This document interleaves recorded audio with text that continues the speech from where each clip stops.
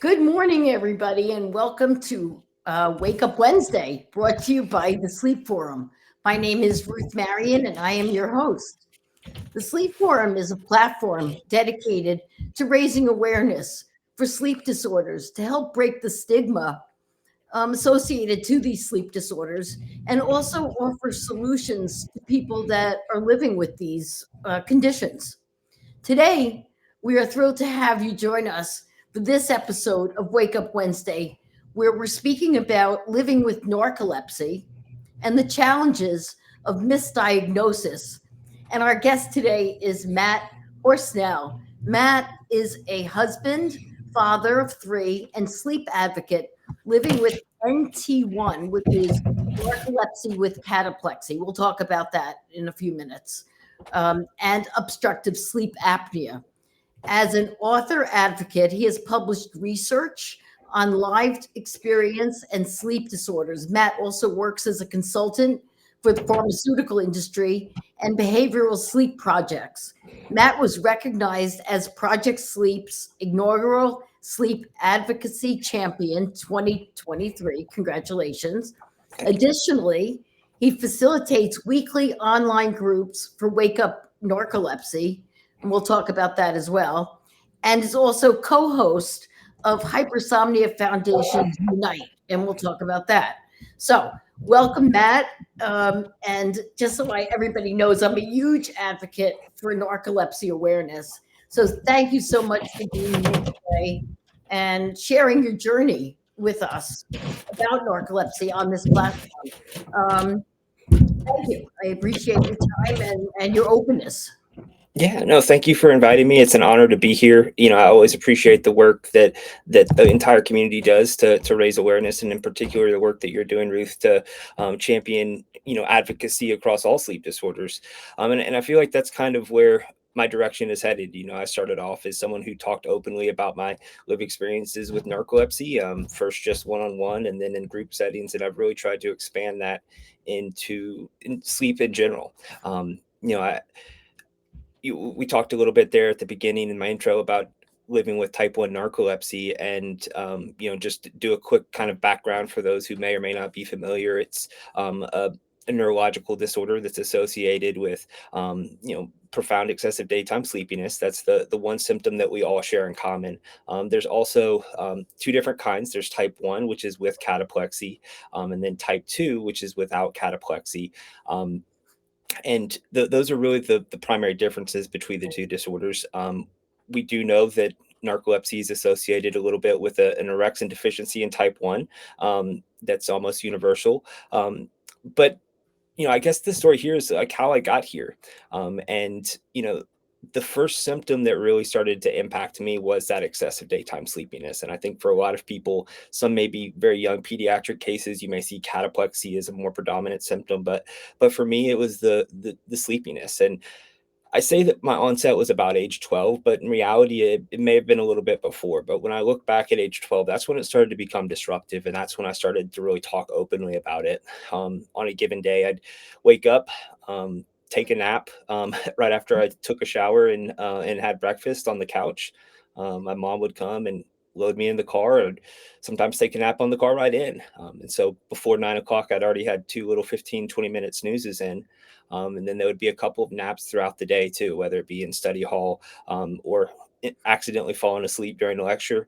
I was fortunate enough that I could get by academically without too much burden, in terms of blessed with some genetics when it comes to thriving in the academic environment. But it still was debilitating. It was impacting me socially. It was awkward. I didn't enjoy going out and doing a lot of activities. And so I started talking with my pediatrician at first. And, the first thing he said was that it was depression.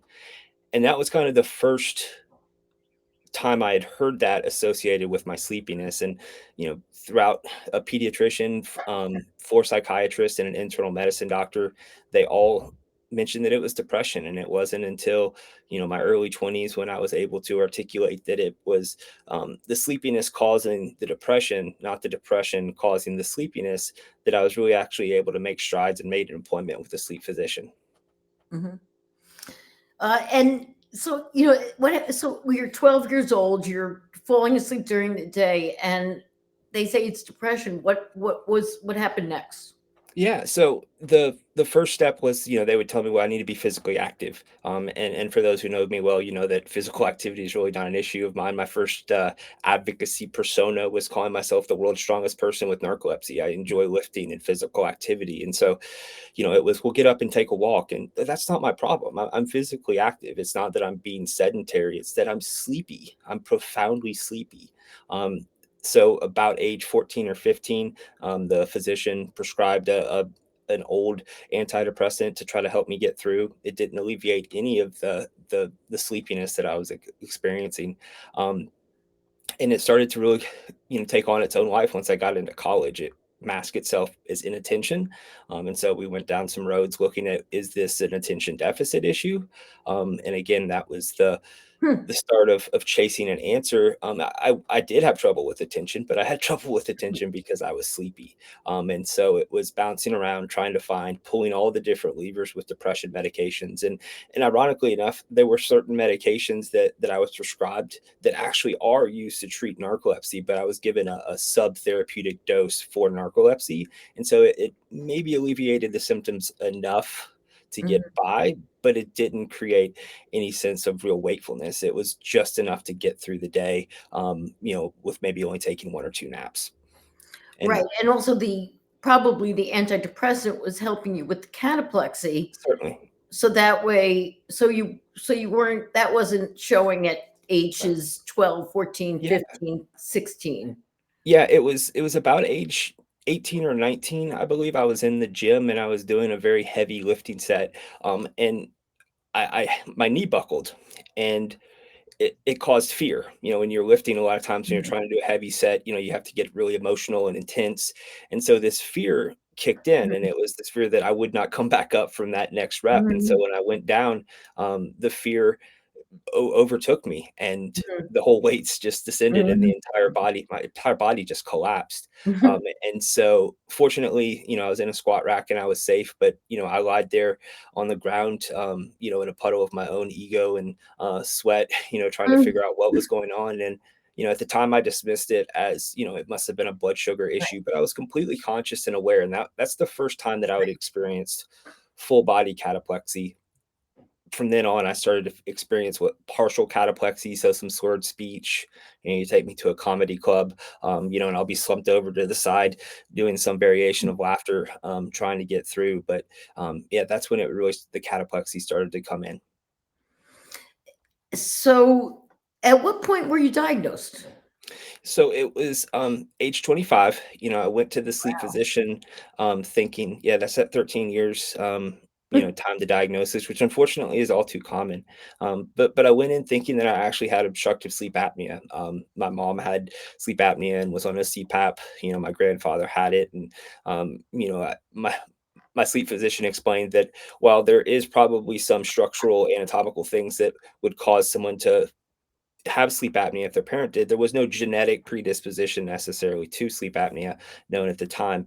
And when I started talking with my sleep physician, he started asking me questions from my intake form about clumsiness, and Hmm, about some of the falls I had taken. And I remember just being very miffed as to, I, I'm here to talk about my sleepiness, but it was so profound. He actually paused during my intake and he said, "Let me invite someone who's doing his fellowship rotations, because I really want him to hear what mhm, you're talking about." He said, "Because mhm, this is a great opportunity." And so this fellow came in, and again, we proceeded with the questions. It was mhm, focused a lot on me falling, slumping over, or some of my responses to emotions. And he said, at the end, he explained that the next steps were going to be a PSG, or the polysomnography, or an MSLT the following day, or multi sleep latency test. And he said, "Matt, I'm not really a betting man, but I would say that I would put good money on the fact that you have narcolepsy, and I believe narcolepsy with cataplexy, but we need to let the test,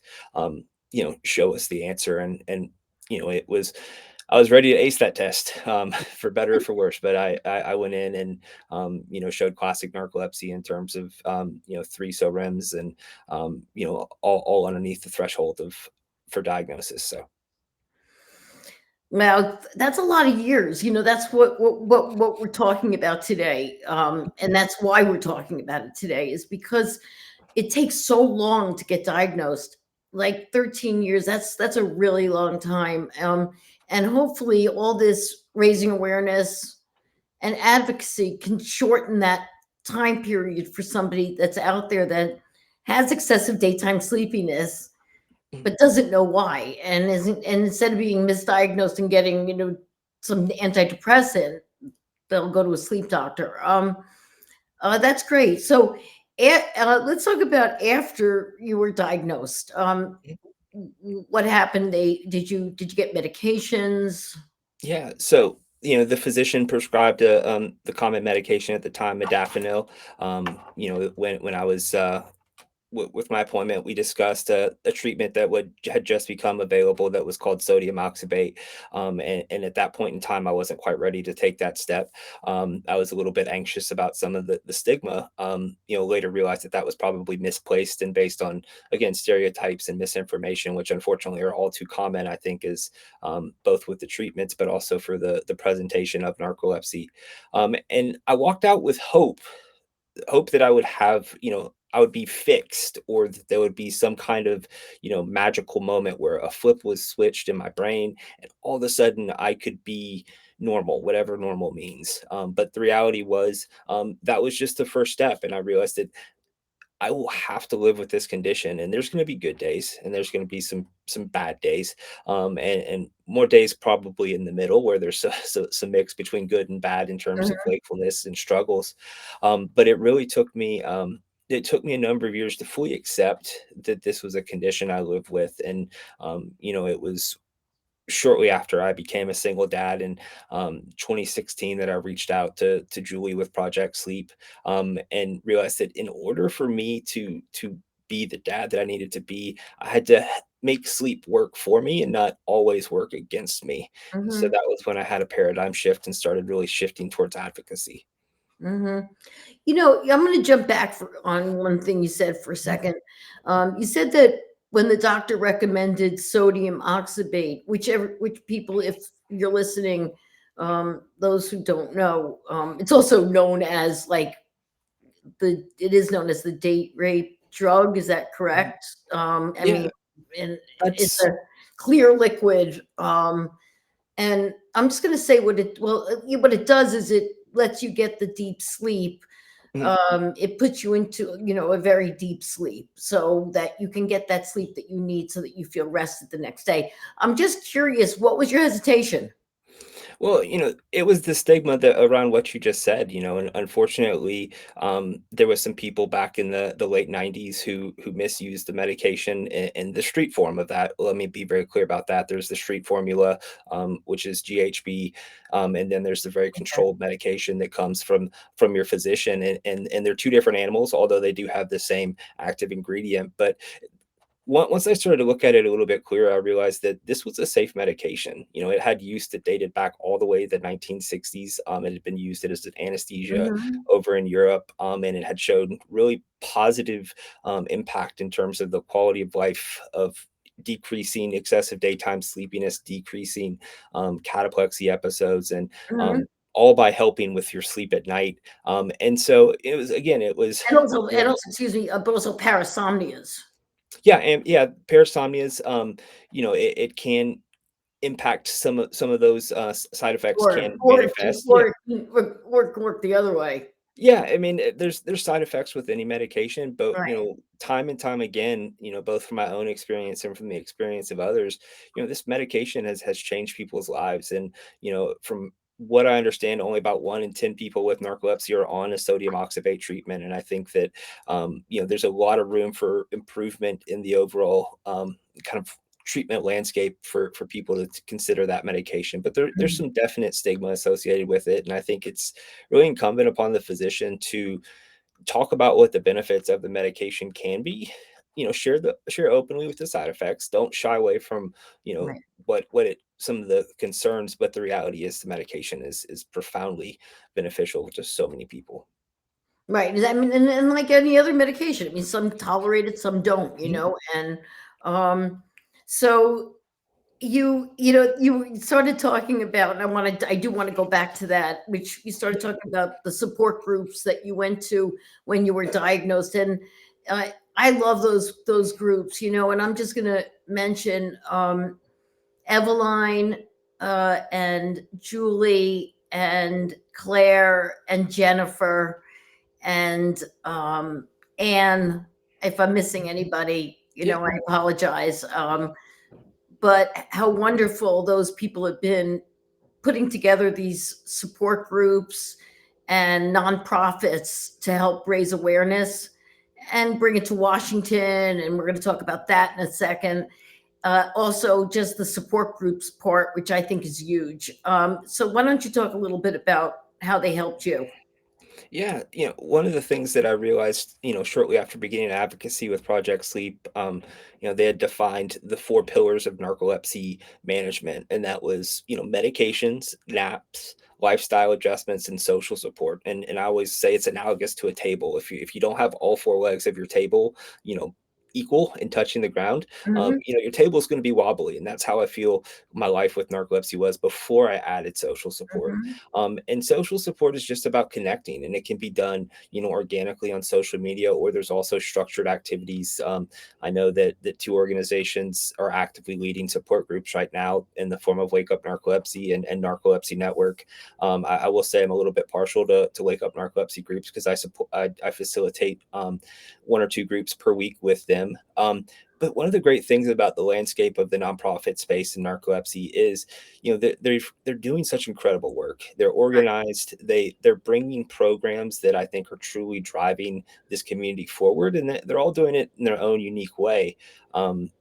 Project Sleep has this great speaker training program called Rising Voices, which, to be honest, if I had not done that class, I would not be able to sit here and confidently talk about living with narcolepsy. They also great with legislative advocacy.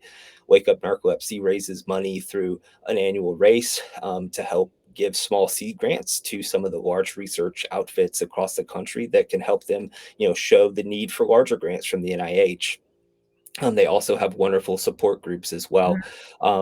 Hypersomnia Foundation is one that really helps my peers in the idiopathic hypersomnia space, but also has a number of programs and offerings for people with narcolepsy and also KLS. And then Narcolepsy Network is, the older of the organizations, and has been doing great work, whether it be from conferences or webinars, and also offers support groups. So there's a lot out there for people, and who have narcolepsy to reach out so that they don't feel alone. I suppose I'm assuming that's what it did for you. Yeah, yeah. Um, There's mhm. there's the isolation, when you Yeah. live in this, sleep dungeon, if you will. You have this adversarial dynamic with sleep that only someone else with a sleep disorder can truly appreciate what it's like. The challenges of communicating with your family. I've done some research recently with Dr. Munt on the caregiver experience of living with narcolepsy, and the reality is that parents and partners also have a huge impact on their lives. My disorder, and it was so hard to read some of these stories because it forced me to look through the eyes of my daughters and my son, and then my partner. Like, my condition does impact them. I know you have a familial connection with the Mhm. disease as well, and that impacts you. And so, a lot of great work, but some of the caregivers can also attend the support groups, and then, it's also a place for you to come share. It's about a collective wisdom. I can take someone so far with just my own anecdotes and support, but when you have a group of people, whether it be 5 people or whether it be 12 people, they come together. There's this community that develops in it, and it's really healing, and it can help people through some really challenging times. Yeah. You spoke about being a single dad with narcolepsy. Um, Mhm. that must have been challenging. It was really tough. When my daughters were teenagers and my son was less than 10. He was about 7 at the time. I fully was a single dad. I have sole custody of my oldest two, and I had primary custody of my son.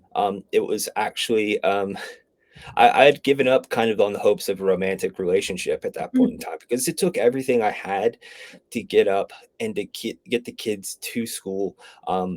I decided not to throw in the towel just yet, and I gave online dating a try, and ran into to basically my best friend through online dating, and she became my partner, and then we got married about 2 years ago, Well, coming up now. And the reality is she's made me a better person and a better advocate and a better parent. So it was a brief window of navigating single parenthood as a dad, and I can tell you that so many of these gray hairs are from those moments. But at the end of the day, to see my kids where they are now, they understand and appreciate the challenges that we faced, and it helped add some perspective to our lives together. And now to be able to go, and my oldest is on the dean's list, her first semester at college, and my her little sister's about to graduate, and my son's a blue belt in taekwondo and broke a board a couple months ago, and I was just crying in the audience, trying not to blubbering like a proud dad. But it's great to see them really growing, and they were the reason I put my foot on the floor every morning. They were that's the reason I awesome. had to get out of bed. Yeah, that's awesome. I mean that is. I mean that is what you do what you have to do. It comes from somewhere. That strength just comes from somewhere. But I'm really well. That's really impressive. Yeah, So tell us a little. Let's talk a little bit about Washington D.C. I want to get into that for a minute. yeah, What did you do there? Let's talk about yeah. how that went. So, the first time I ever did legislative advocacy was in 2019, and Julie called up and said, "Hey, do you want to go to Washington?" And, before she even got the sentence out, I'd already agreed to go. It was right in my alley. I have a love-hate relationship with politics, but I always love connecting and trying to make a difference. Even though, sometimes it can feel like you're beating your head against the wall. But one of the things that we do at Project Sleep with legislative advocacy is we go to DC and we advocate for sleep research and sleep disorder research. That can manifest in a number of different ways, but it's funding for the NIH. It's to make sure that there's continued funding through the Department of Defense, because all of that military research has direct application on civilian populations. And it's about making sure that we continue to get the same piece of the pie. We're not asking for some large sum of money. This is a bipartisan effort to help increase the quality of life for people with sleep disorders and increase our understanding of Mhm. sleep disorders. One of the folks who helps organizes that for Project Sleep, his name's Dane Christensen, and he said our only obstacle is lack of awareness, because one in five Americans live with a sleep disorder. And so it's really a matter of, like, this is truly bipartisan. Let's reach across the aisle and let's see what we can do in terms of creating a solution. And I've been back every year. COVID year, it had changed how that went. We did some Zoom meetings, but for the most part, it's been I think I've been now five five times now. And then this past year, I was just truly honored and humbled to be recognized for the work that I've done with Project Sleep with their award. And then we actually got a chance to go to White House, which was probably, I don't know if it can get any higher than that in terms of, like, I looked at Julie and I was like, I don't know if we can go uphill from here, but we're certainly going to try. But to sit, in the White House along with peers from across the sleep space, Mhm. from leaders in the community, from, you know, representatives from all of the major professional organizations and the nonprofits coming together to really raise the bar and awareness on sleep health equity was just it was transcendent experience. Wow, I bet, and important. It's important. I mean, we need voices like Julie's, like yours in Washington, like all to raise awareness, to keep the funds going, Mhm. um, and keep the research going, so Exactly. that more people are diagnosed sooner rather than later, Yeah. and that there's more options out there for people that have narcolepsy, more solutions. And that's what all the research is going on, all the clinical trials out there are trying to do, or come up with different solutions that work for different people. So what are you doing next? Yeah. What's on the plate? So, I try to keep my hands in a whole lot of things. I've got a few manuscripts that I'm helping to support that I hope to see get across the publishing finish line. Last year, I had the first plain language summary that was accepted, and so thrusting me into the advocate author role was glorious. I have, I think, 5 posters that have been submitted for this annual sleep conference down there in Houston, Texas, coming up on June 2nd. And a couple weeks ago, I was absolutely honored when I was informed that one of my session proposals that I had helped put together on the topic of brain fog was accepted to sleep. And as an advocate author, to be accepted and embraced by the community, and to be told that what I have to say matters, I Yeah. just, yeah, it just filled my heart. And it was a reflection of all the people and the trailblazers who have been there before me. Um, I saw Julie on stage at Sleep in Charlotte in 2022, and I told my wife, I was like, I want to do that, and Right. she said, go do it, figure out how to make that happen. Right. And so to be up there alongside some of my peers, Dr. Munt will be hosting the conversation, but it's on understanding brain fog, and particularly understanding the patient lexicon. So how are patients talking about brain fog, and where does that intersect with the medical community's understanding of brain fog in the broader central disorders of hypersomnolence community? That's a really good question. Brain fog. I mean, what is brain fog? Let's talk about So, let's see what you think, how you define brain fog.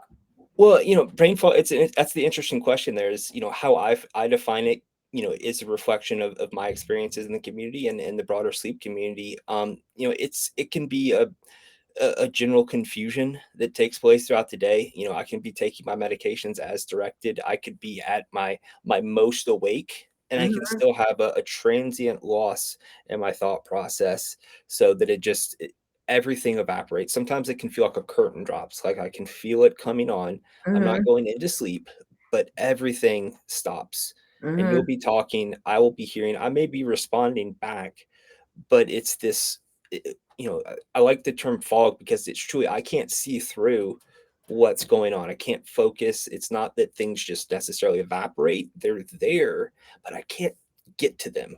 Um, Most of the time for me, it is transient. Sometimes it needs to be, um, you know, kind of relieved with a nap. Go catch about 15 minutes of sleep, jump into REM, jump out, and I can kind of wash the fogginess off a little bit. But there is some differences. People with central disorders of hypersomnolence will all say that it happens when they're sleepy. And I've had some conversations with physicians that say, well, no, that's just related to the sleepiness. That's not necessarily specifically brain fog, but it's important to understand that whatever the patient community is saying about brain fog needs to be understood by the medical community. I think at its heart, that's what we're going to try to do and bridge that conversation. good, good, good. That's excellent. I mean, that's so important. I mean, that's really the heart of narcolepsy. If you want to know the truth, I mean, is that if you can get if somebody can help relieve that would really help people, I think, living with narcolepsy. Yeah. Um, we're almost coming to the end of our session. Um, so we have Rare Disease Week coming up I think it's either I think it might be next week is Rare Disease Week, and narcolepsy falls into that category. What can we expect to see from the narcolepsy community for Rare Disease Week? Yeah, Rare Disease Week is a passion of a lot of my peers in the community. As you alluded to, narcolepsy is a rare disease. It's one of the more common of the rare disease. The interesting thing, the prevalence of narcolepsy is very similar to that of multiple sclerosis, yet almost everybody knows about multiple sclerosis, and narcolepsy doesn't quite have that same level of awareness. So Rare Disease Week is an opportunity for the collective rare disease community can come together. They joined Washington, D.C., in Washington to help advocate to get together to help raise awareness across the board. One of the things that I think is so profound when to understand, 1 in 10 Americans has a rare disease. Mhm. 1 in 10 people that is Yeah, living with a rare disease. right, So wow. together, there's power in that voice. And so when you can combine the voices across the multiple communities, you have this influence. And I think that that's what you're going to see. You're going to see people joining forces, talking about those things that combine, whether it be frustrations with, access to care, whether it be, the time to diagnosis that's taking place, whether it be insurance issues, trying to get their medications approved. Talk about those issues that are important and try to continue to raise awareness and get some new drugs to help. And I know we are coming up on time, but I would be remiss if I didn't make a plug for Project Sleep Helpline. My partner is a big part of making that a success. And it's a place where people from across the community can reach out about sleep disorders and call, get connected to resources. It doesn't matter what your diagnosis, what your concern is, they can help you find people to get the answers that you need and connect you. That's awesome. That's awesome. And I want to be Julie too, by the way. Yeah, yeah, You know, yeah, 100%. without the narcolepsy. Yeah, I understand. Yeah, um, she's she's am she's amazing. I mean, she's yeah, she's she yeah, really she's one of my best friends, and Yeah, that's and that's the thing. I'm just in awe of her. So I know her well too. Mhm. And so anyway, the Sleep Forum is going to what we're going to do for Rare Disease Week and narcolepsy is we're going to be posting all the support groups that we talked about on this webinar on our front page, so that you can access that. I'll also be sure to put up Matt's a link to the Project Sleep helpline for anybody that has narcolepsy and just needs to talk to somebody and get advice, get a doctor, get opinions, having an issue, maybe pregnancy, maybe change of lifestyle, whatever it might be. Yeah. So, because the social aspect is so important as well. So, thank you so much, Matt. Matt, it's been wonderful. We're out of time. Yeah. I knew we would fill up all this time Yeah. because it's a great topic. And thank you so much for being here. I really appreciate it, and we'll be sure to be in touch. All right. Thank you so much, Ruth. Thank you. Bye. All right. Bye.